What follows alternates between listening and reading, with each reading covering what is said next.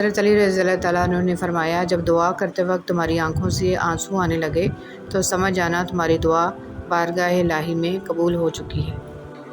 نہ رکی وقت کی گردش، نہ زمانہ بدلا، پیڑ سوکھا تو پرندوں نے ٹھکانہ بدلا۔ وقت گزرنے کے بعد اگر کسی کو کسی کی قدر آ جائے تو اسے قدر نہیں، افسوس کہتے ہیں۔ ایسا لگتا ہے جیسے میرے اندر دو لوگ ہیں، ایک وہ جو پوری دنیا کو دیکھنا چاہتا ہے اور دوسرا جو اپنا کمرہ چھوڑنا نہیں چاہتا۔ جگہ جگہ منہ مارنے والے کہیں کے نہیں رہتے، پھر چاہے وہ مرد ہو یا عورت۔ کیا ہمارے دکھوں میں سب سے بڑا دکھ یہ نہیں ہے کہ ہم گزر رہے ہیں، گزرتے جا رہے ہیں اور گزر چکے ہیں؟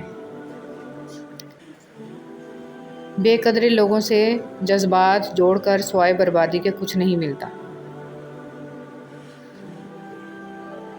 سب سے قیمتی ہدیہ، کسی کو کچھ دینا ہی ہدیہ نہیں ہوتا، بلکہ کسی پر غصہ آ جائے تو اس کا اظہار نہ کرنا، اور کسی کے راز معلوم ہو تو انہیں چھپانا، کسی کو معاف کرنا بہت مشکل ہو تو اسے معاف کر دینا، کسی کی عزت کو تار تار کرنے سے اپنی زبان کو بچانا بھی ہدیہ ہے۔ کچھ لوگ اپنے آپ کو فرشتہ سمجھتے ہیں اور وہ ہوتے بھی ہیں، لیکن ان کی اصل صفت عزرائیل جیسی ہوتی ہے، یعنی موت کا فرشتہ۔ جس مرد کی جرابیں پھٹی ہوں یا بٹن ٹوٹا ہو تو اس کو دو میں سے ایک کام فوراً کر لینا چاہیے، شادی کر لے یا طلاق دے دے۔ اٹلی کی کہاوت۔ اے اللہ، مجھے آنے والے بہترین دن عطا فرما اور میرے نصیب میں ایسے لکھ دے جس سے میرا دل خوش ہو، اور مجھے ذہنی سکون عطا کر اور میرے معاملات کو آسان کر دے۔ آمین ثم آمین۔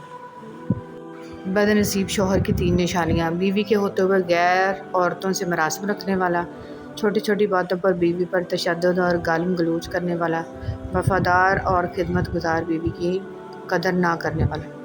حضرت علی رضی اللہ تعالیٰ عنہ نے فرمایا، اگر تم اس وقت مسکرا سکتے ہو جب تم پوری طرح ٹوٹ چکے ہو تو یقین جانو دنیا میں تمہیں کبھی کوئی نہیں توڑ سکتا۔ حسد انسان کو اللہ تعالیٰ سے دور کر دیتا ہے، کیونکہ حسد کرنے والا اللہ تعالیٰ کے فضل و کرم سے نا امید ہو جاتا ہے۔ اے اللہ پاک، ہماری جو زندگی گزر گئی ہے اس پر ہم تیرا شکر ادا کرتے ہیں، اپنے گناہوں کی معافی مانگتے ہیں۔ تو ہمیں معاف کر، اور جو زندگی باقی ہے اس پر ہم تیری رحمت کے طلبگار ہیں۔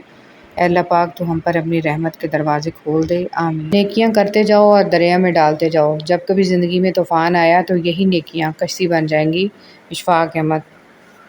11 بوندیں بھی سکون دے جو چہرے سے تو مسکراتے ہیں پر اندر سے ٹوٹ چکے ہیں۔ اے اللہ پاک، وہ معاملات جن میں میرا اختیار نہیں، جہاں میں بے بس ہوں، ان میں میری مکمل مدد فرما اور مجھے اکیلا مت چھوڑ۔ آمین ثم آمین۔ موت انسان کو مار دیتی ہے، لیکن اچھے لوگ ہمیشہ زندہ رہتے ہیں، لوگوں کے دلوں میں، لفظوں میں اور دعاؤں میں۔ جہاں تک آپ کے بس میں ہو خود کوشش کریں، جو چیز آپ کے بس میں نہیں اسے رب کریم پر چھوڑ دیں اور اپنی کوشش اور توکل سب کے پھل کے لیے رب سے امید رکھیں۔ ایمان والو، اللہ کی اطاعت کرو اور رسول کی اطاعت کرو اور اپنے اعمال کو برباد نہ کرو۔ خلیفہ مامون رشید کا قول ہے، ایسے فائدے سے بچ جو دوسروں کا نقصان کرے۔ اور جب انسان اپنی مرضی کو رب کی مرضی کے سپرد کر دے تو پھر غم نہیں رہتا۔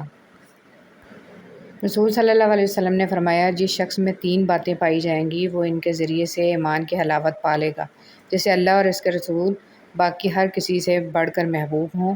جس کسی سے بھی محبت کرے اللہ ہی کے لیے کرے۔ اللہ نے جب اسے کفر سے بچا لیا ہے تو دوبارہ کفر کی طرف پلٹنے سے وہ اس طرح نفرت کرے جیسے اس بات سے نفرت کرتا ہے کہ اسے آگ میں ڈال دیا جائے۔ وضو کے پانی کے ساتھ گناہوں کا جڑنا۔ رسول صلی اللہ علیہ وسلم نے ارشاد فرمایا، جو شخص اچھی طرح وضو کرے تو اس کے گناہ بدن سے نکل جاتے ہیں، یہاں تک کہ ناخنوں کے نیچے سے بھی نکل جاتے ہیں۔ رسول صلی اللہ علیہ وسلم نے فرمایا، باب جنت کا درمیانی دروازہ ہے، چاہے تم اس دروازے کو ضائع کر دو یا اس کی حفاظت کرو۔ رسول صلی اللہ علیہ وسلم نے فرمایا، جنت میں کچھ ایسے لوگوں کو داخل کیا جائے گا جن کے دل نرمی، نزاکت اور اللہ پر توکل میں پرندوں کے دلوں کی طرح ہوں گے۔ رسول صلی اللہ علیہ وسلم نے فرمایا، مسلمان کا بھائی ہے، نہ اس پر ظلم کرے اور نہ اسے کسی ظالم کے سپرد کرے، اور جو شخص اپنے کسی بھائی کی ضرورت پوری کرنے میں لگا ہوگا اللہ تعالیٰ اس کی ضرورت اور حاجت پوری کرے گا۔ جانتے ہو تم اللہ کو بہت محبوب ہو کیونکہ تم نے آزمائش کو ہنس کر گزارا ہے، کیونکہ تم نے صبر کا دامن نہیں چھوڑا، تم نے اپنے یقین کو کمزور نہیں ہونے دیا، کیونکہ تمہیں یقین تھا دعاؤں کی قبولیت کا، اور تمہیں یقین ہے معجزے ہوتے ہیں۔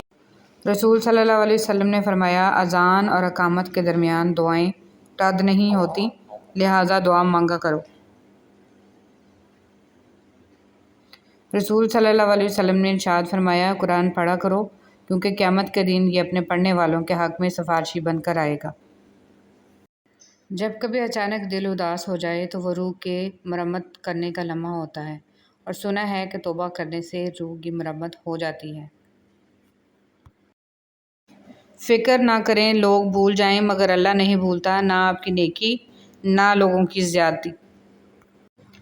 محبت مٹی کے بنے رنگ برنگے چہرے دیکھ کر نہیں ہوتی بلکہ روح سے ہوتی ہے۔ کبھی کبھی خوبصورت چہروں سے بھی نہیں ہوتی، اور ہو جائے تو کسی عام سے چہرے سے بھی ہو جاتی ہے، اور وہ ہمیں دنیا کا سب سے خوبصورت چہرہ لگنے لگتا ہے۔ اگر قسمت میں آدھی روٹی ہے تو چھین کر پوری کھا لو گے تو الٹی آ جائے گی۔ کبھی نصیب سے زیادہ ہضم نہیں ہوتا ہے، پھر وہ چاہے روٹی ہو یا محبت۔ کبھی کبھی رشتوں میں لحاظ رکھتے رکھتے بہت سارا زہر اپنے اندر اتار دیتے ہیں، ایسے میں ہم خود کو مار کر اگلے کو زندہ رکھتے ہیں، لیکن ہماری قدر پھر بھی نہیں ہوتی۔ والدین کی محبت کے بعد عورت کی زندگی کی کتاب میں سب سے خوبصورت صفحہ محرم کی محبت کا ہوتا ہے۔ لائبریریاں ختم ہوتی جا رہی ہیں اور ہوٹل پہ ہوٹل کھلتے جا رہے ہیں، شاید اسی لیے دماغ سکڑتے جا رہے ہیں، پیٹ بڑھتے جا رہے ہیں۔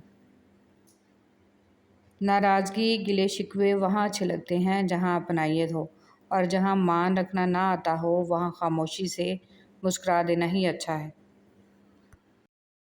اللہ پاک تمہارا دل نہیں موڑ رہا کیونکہ وہ تمہارا نصیب موڑ چکا ہے۔ جن دعاؤں پہ تم وسوسوں میں پڑے ہوئے ہو اللہ تو وہ دعائیں پہلے سے ہی قبول کر چکا ہے، بس ایک التجا اور پھر وہ حکم کن فرمائے گا، اور کوئی بھی اس کا حکم ٹال نہیں پائے گا۔